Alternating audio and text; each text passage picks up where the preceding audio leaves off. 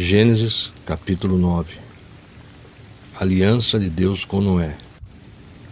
Deus abençoou Noé e seus filhos e determinou-lhes: sede fecundos, multiplicai-vos, enchei a terra.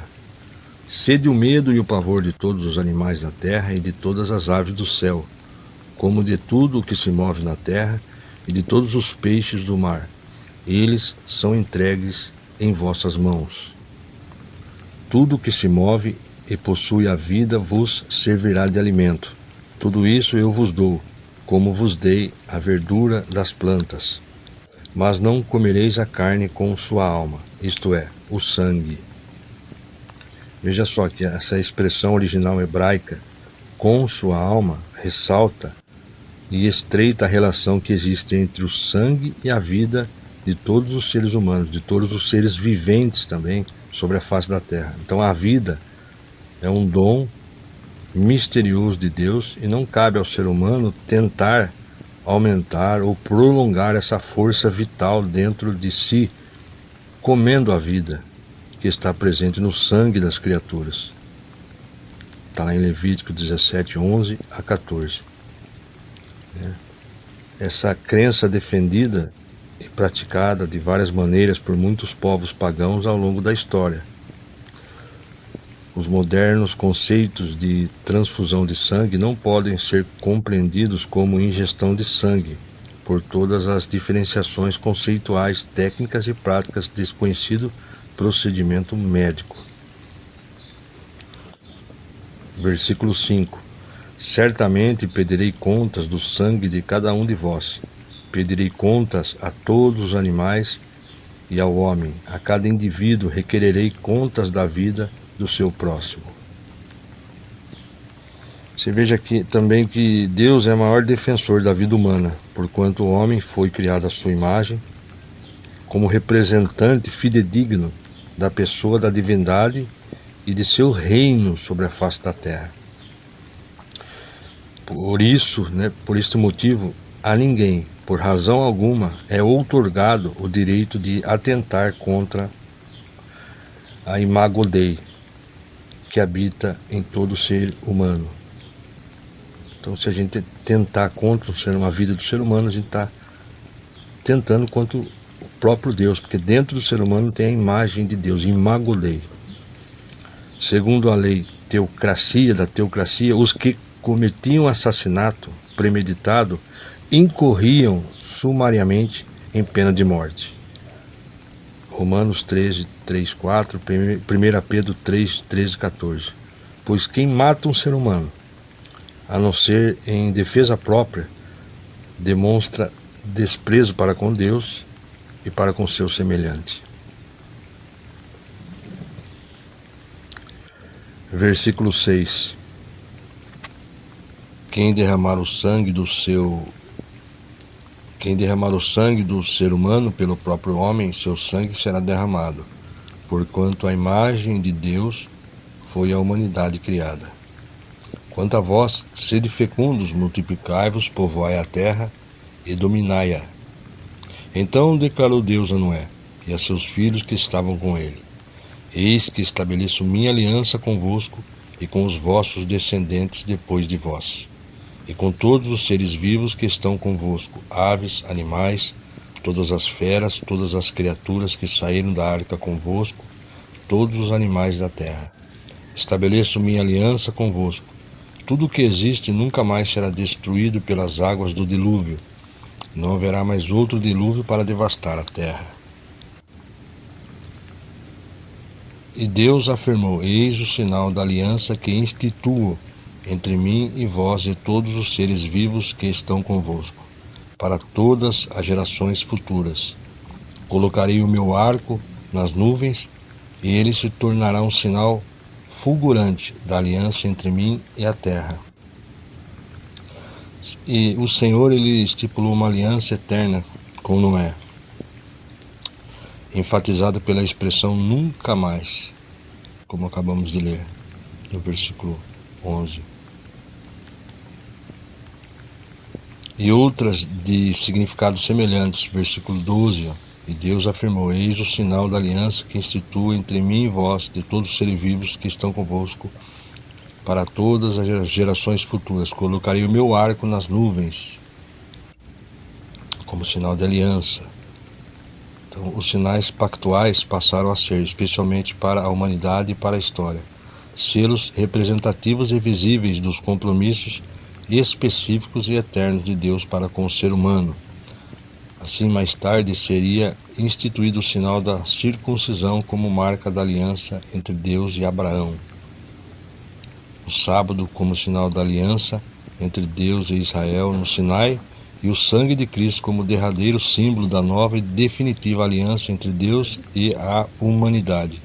1 Coríntios 11, 23, 29, 2 Coríntios 3, 6, Hebreus 9, 15.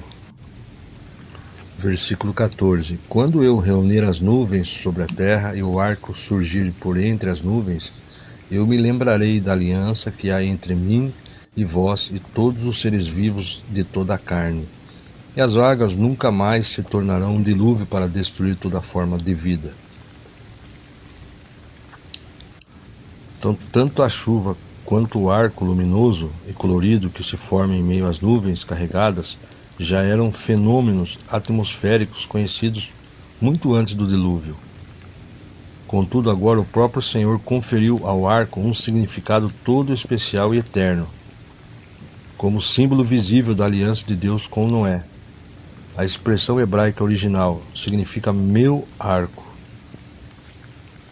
ou arco de Deus.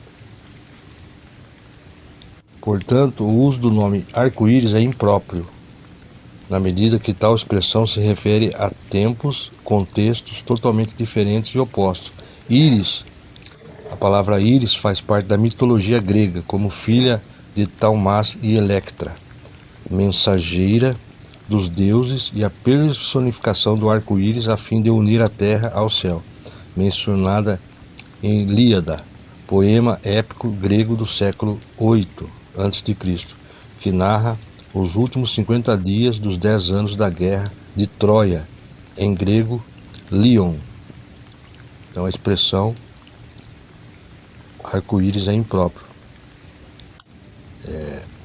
na medida que essa expressão se refere a tempos e contextos diferentes, opostos. Íris faz parte da mitologia grega. Versículo 16. Quando o arco estiver na nuvem, eu o verei e me lembrarei da aliança eterna que há entre Deus e os seres vivos de todas as espécies que vivem sobre a face da terra. E concluindo, asseverou Deus a Noé: este é o sinal da aliança que estabeleço entre mim e toda a forma de vida que existe sobre a face da terra. A caminhada de Noé e seus filhos. Os filhos de Noé que saíram da arca foram Sem, Cã e Jafé. Cã é o pai de Canaã. Esses três foram filhos de Noé, e a partir deles se fez o povoamento de toda a terra. A partir desse ponto, começa a surgir a ideia dos povoados se transformarem em nações. Versículo 20. Noé era cultivador e foi o primeiro a plantar uma vinha. Bebeu do vinho que havia feito, embriagou-se e ficou dentro de sua tenda. O consumo do álcool ou de qualquer outro tipo de droga anula o temor do Senhor. Os freios psicológicos e sociais, a ética e o bom senso, liberando descontroladamente o mal que habita no íntimo de todos os seres humanos. Então, o álcool ou o consumo de qualquer droga anula o nosso temor do Senhor. Então, a nossa ligação com Deus, ela não tem como estar conectado com Deus uma vez que a pessoa está bebendo ou usando droga. Além de descontrolar os freios psicológicos, descontrolar socialmente, a ética e o bom senso. Então, só libera o descontrole e vai liberar o mal que habita no íntimo de todos nós seres humanos. Por isso que a recomendação da palavra de Deus é que nós nos abstemos de toda espécie de álcool, também dizer drogas, mas nos enchei-vos do Espírito Santo. Versículo 22. Cã, pai de Canaã, notou que seu pai estava nu e foi contar aos 2 irmãos que estavam do lado de fora. Então Sem e Jafé tomaram uma capa, levantaram-na sobre os próprios ombros e andaram de costas para não verem a nudez do pai, cobriram-no. Quando Noé acordou da sua embriaguez, soube do que Cã, seu filho mais jovem, havia feito. Então esbravejou Noé: maldito seja Canaã, escravo de escravos será para os seus irmãos. E acrescentou: bendito seja o Senhor, o Deus de Sem, e seja Canaã seu servo.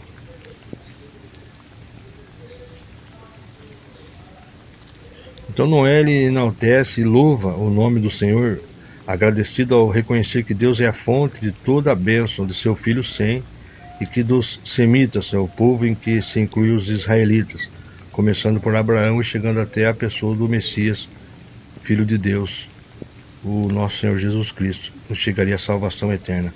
O povo de Jafé iria também compartilhar as bênçãos entregues a Sem, né? Finalmente, após quase 1 milênio de vida, morre o 10º e último notável representante da genealogia de Sete. Aqui está falando já da morte, que vamos ler agora, do Noé. Versículo 27. Que Deus amplie o território de Jafé, habite eles nas tendas de Sem, e seja Canaã seu escravo. Depois do dilúvio, Noé viveu mais 350 anos. Toda a duração da vida de Noé foi de 950 anos, depois morreu. O fato da maldição de Noé ter sido lançada sobre Canaã, o filho mais moço do ofensor, que também era o caçula em seu núcleo familiar, salienta a referência à sucessão de Cã, ou seja, Canaã e seus descendentes seriam castigados por serem ainda piores que Cã. Cã, não sabendo guardar segredo quanto ao erro e à indecência de Noé, que a deveria encobrir, saiu a contar a seus irmãos, expondo seu pai a uma situação ridícula e vexatória, com consequências futuras ainda mais danosas, posto que a fraqueza de Noé ficou clara diante de todos. A derrota dos gibeonitas aos pés de Josué é um dos cumprimentos dessa sentença. Josué 9:27. Algumas versões em português antigo grafam o nome próprio Cã ou como cão, mas a própria Bíblia King James de 1611 traduz o versículo 18 da seguinte maneira: And the sons of Not Ted went forth of the ark, where Shem and Ham and leapt, and Ham is father of Canaan. No passado, alguns pensadores e políticos chegaram a usar essas e outras profecias para justificar a legalidade bíblica do sistema escravocrata, especialmente de pessoas de pele negra. Entretanto, não apenas qualquer sistema que escravize o homem a outro homem ou sistemas econômicos de exploração do homem pelo homem é absolutamente distante da vontade de Deus, como neste caso específico, os amaldiçoados por Noé. Os amaldiçoados por Noé são cananeus, da raça caucásica, e portanto brancos legítimos.